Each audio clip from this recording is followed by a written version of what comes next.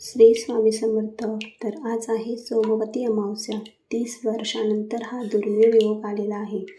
तर या अधिक मास अमावस्येला ह्या सेवा तुम्ही नक्की करा. घराबाहेर कोहळा एक नक्की बांधावा. 2 म्हणजे उंबरठ्यावर हळदीचे लेपन करून पूजा करा. 3 मुंग्यांना खोबरं, गव्हाचं पीठ, साखर खायला द्या. 4 म्हणजे पिंपळाच्या झाडाला दूध, पाणी, काळे तीळ वाहा. 5वं म्हणजे कावळ्यांना दही, भात, भाकरी खायला द्या. 6वं म्हणजे दरवाजाबाहेर राईच्या तेलाचा दिवा लावा. 7वं म्हणजे पाण्यात जाडे मीठ, हळद टाकून आजच्या दिवशी लादी पुसा. 8वं म्हणजे पितृसूक्त यांचे पठण करा किंवा ऐका, श्रवण करा.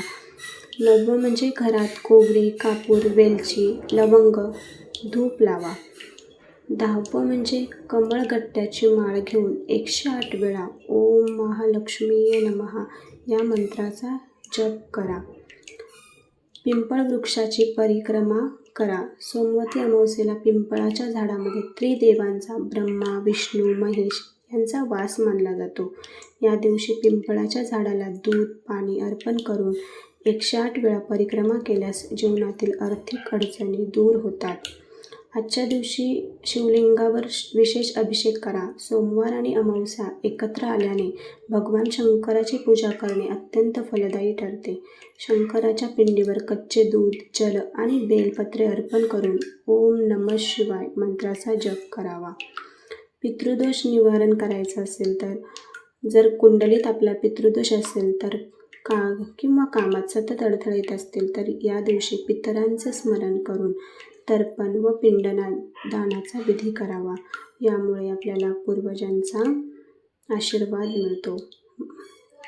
व आजच्या दिवशी सूर्योदयापूर्वी उठायचे, पवित्र नदीचे किंवा घरीच पाण्यात थोडं गंगाजल टाकून स्नान करायचे, आंघोळ करायचे आणि सूर्यदेवाला अर्घ्य द्यायचे.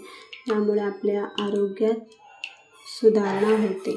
अशा प्रकारे तुम्ही ही सेवा करा आणि याचे फळ तुम्हाला सोमवती अमावस्येचे फळ नक्की मिळते. तर श्री स्वामी समर्थ. माहिती आवडल्यास सबस्क्राईब नक्की करा.